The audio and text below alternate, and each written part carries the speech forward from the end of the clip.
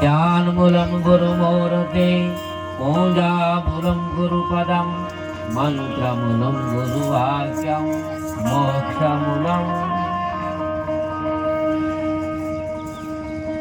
कैलाश टेकरी आश्रम रामधार सद्गुरु भगवान श्री सुखदेव भारती जी અને હાલના આપણા બધાના હૃદયના શીલતાર એવા હરિભારતી બાપુ જે તન મન ધનથી ભગવાન ગુરુદત્ત ભગવાનનો નામનો રણુકાર શ્રવણ સુનાયું બજાવી રહ્યા ભગવાન। એમાં શ્રીમદ ભાગવત કથા અખ્તરિયા ગામ ગુજરડા दुगेरी डोलिया खरेर गढ़ा माटिया पटियारका आ 5 गाम एनी वच्चेनो आश्रम थोड़ाक समयनी मार्को आया दरियानी रेत सिवाय बीजू कांई हतुं नहीं। कांई एक आंखना पलकारामां एवुं सर्जन कर्युं आश्रमनुं।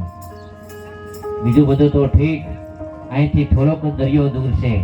અહીંયા બાપુએ કોઈ ગળાવી અને શ્રીફળમાં પાણી હોય ને એવું પાણી પ્રગટ્યું દત્ત ભગવાન। આપણે ક્યાંય બહારથી પાણી નથી લેવા, કોઈને માન્યામાં નહીં આવે।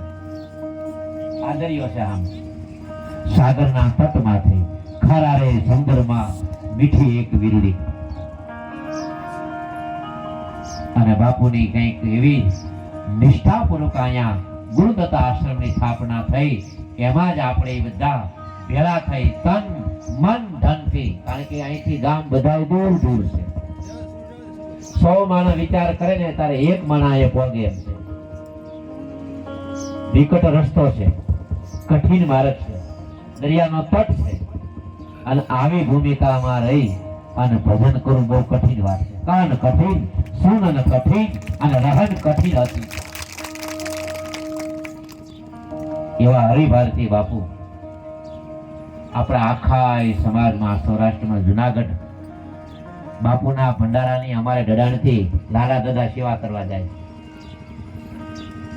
શિવરાત્રીના મેળામાં। અને એ ભારતી બાપુના અખિલ ભારતીય આમ તો બાપુ હતા।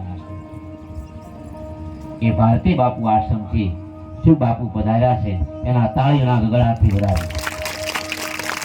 कोयल किसी को क्या दत है अने कगवा किसी का क्या ले, बानी मीठी बोल के वो तो अपना कर ले।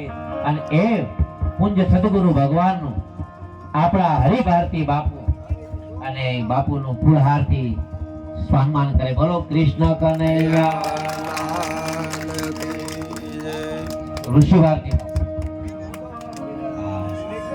महामानलेश्वर एक ऋषि भारती बापू ताईना गळाट થયા।